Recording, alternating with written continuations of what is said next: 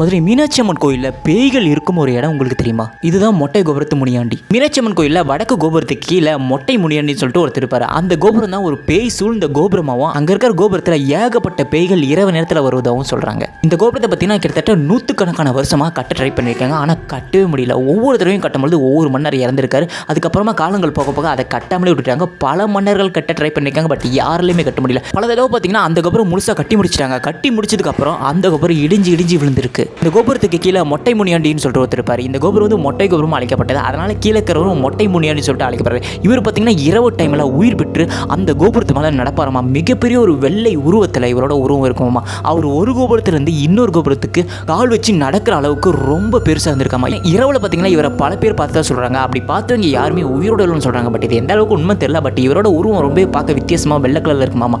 பலர் பார்த்தீங்கன்னா இவரோட உருவத்தை நைட் டைமில் அந்த கோயில் சைடு பார்த்துருக்காங்களாமா. நிறைய பேர் சொன்ன தகவல் படி இவர் பார்த்தீங்கன்னா அந்த மீனாட்சி அம்மன் கோயில் கோபுரத்தில் தான் தங்கியிருப்பாராமா. எல்லா கோபுரத்துக்கும் கோபுரம் விட்டு தாண்டிக்கிட்டே இருப்பாமா. அவரோட உருவம் வெள்ளை கலர் இருக்கும். ஸோ அந்த வெள்ளக்கிற உருவம் ஒவ்வொரு கோபுரத்துலேருந்து இன்னொரு கோபுரத்துக்கு தாவிக்கிட்டே இருக்குமா. இந்த இடிஞ்சிக்கிட்டே இருக்கிற வடக்கு கோபுரத்தை ஒருத்தர் கட்டுறாரு. ஸோ நாகப்ப செட்டியான்னு சொல்லிட்டு ஒருத்தர் தான் கட்டி முடிக்கிறாரு. அவரோட சொந்த செலவிலேயே பேய்களை ஓட்டிட்டு அங்கே தங்கிட்டு இருக்கிறது தான் இந்த மொட்டை முனியாண்டியாக சொல்ல போறாரு.